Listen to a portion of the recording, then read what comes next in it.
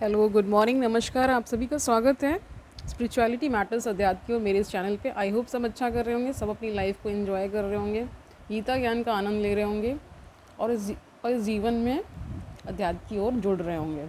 शुरू करते हैं आज का सेशन। चैप्टर 14 चल रहा है। आज हम 2 सूत्र लेने वाले हैं और ये चैप्टर कंप्लीट हो जाएगा। Let's start. विज्ञाते साक्षीपुर से च परमात्मने च ईश्वरे नैराश्य बंध मोक्षे च न चिंता मुक्ते मम। इसका अर्थ जानते हैं।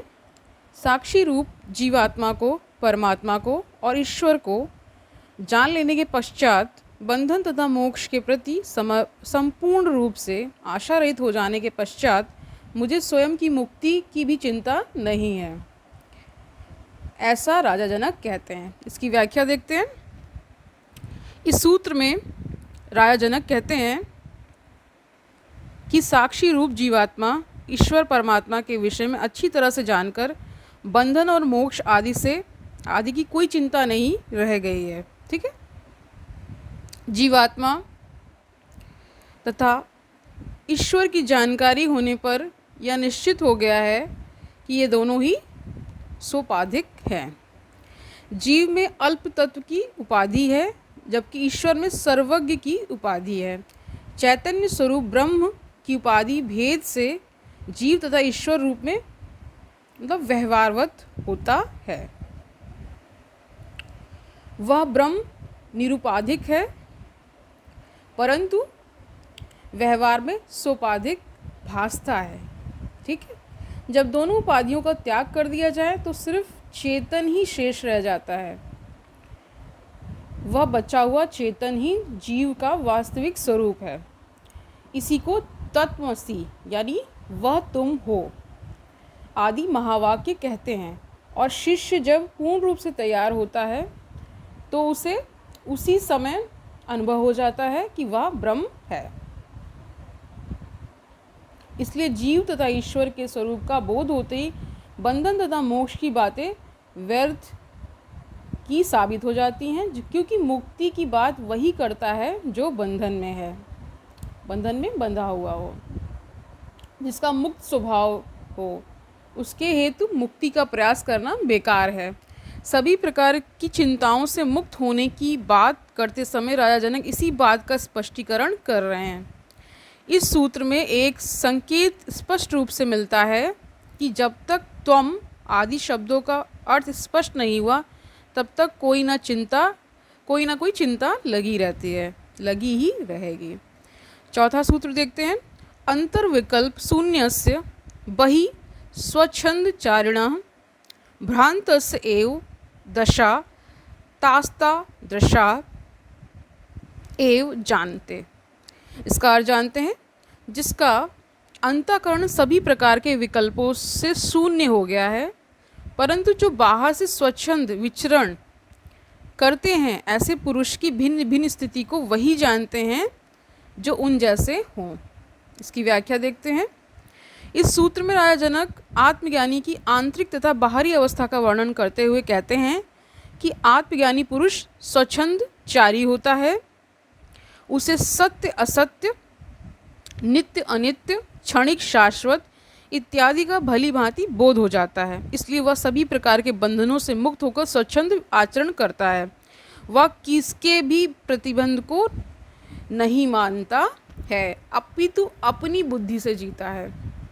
स्वाभाविक रूप से कह रहे हैं कि वो जिसको आत्मबोध हो जाता है वो अपनी बुद्धि से जीने लगता है, उसमें फिर किसी प्रकार का कोई भी अंकुश काम नहीं करता है। आगे जानते हैं। स्वाभाविक होकर जीवन व्यतीत करता है। वह सदाचारी बन जाता है। वह बच्चों की भांति बन जाता है। करने और न करने की इच्छा ही खत्म हो जाती है। वह सारी इच्छाओं, वासनाओं तथा कामनाओं से पार हो जाता है। उसका हृदय संकल्प विकल्प से शून्य हो जाता है। ठीक है।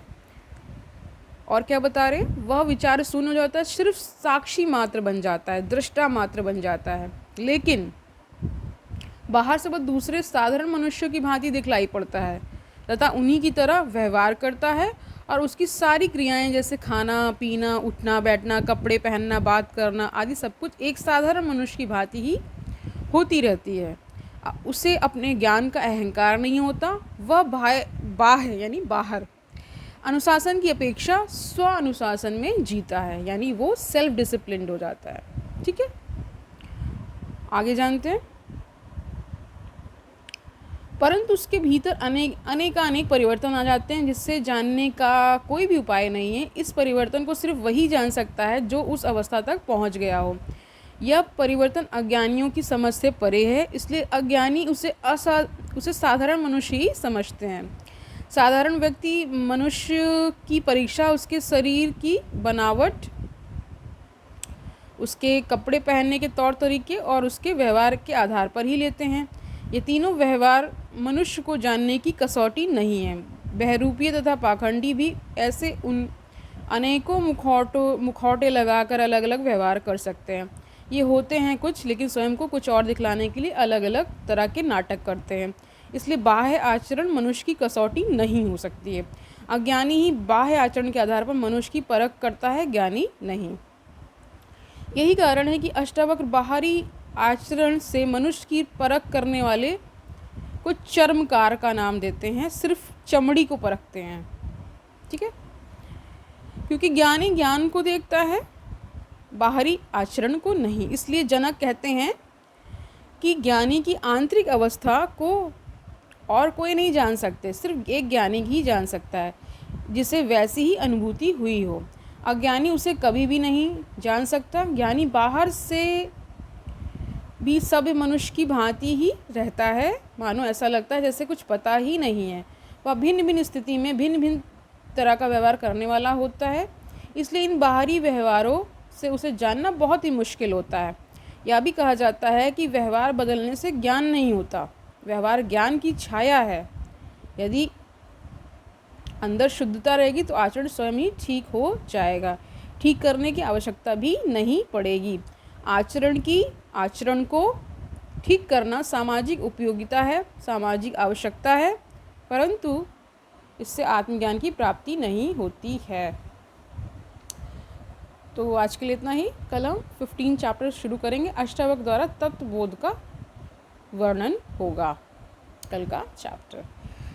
तो मैं ये उम्मीद कर रही हूँ आज का सेशन आपने एंजॉय किया होगा, आपने बहुत कुछ सीखा होगा, आप बहुत कुछ जान रहे होंगे गीता ज्ञान के बारे में और अपने जीवन में इम्प्लीमेंट भी कर रहे होंगे, यानी उतार रहे होंगे अपने जीवन में, इसको जीने की कोशिश भी कर रहे होंगे। तो कल मिलते हैं, तब तक के लिए हरि ओम तत्सत।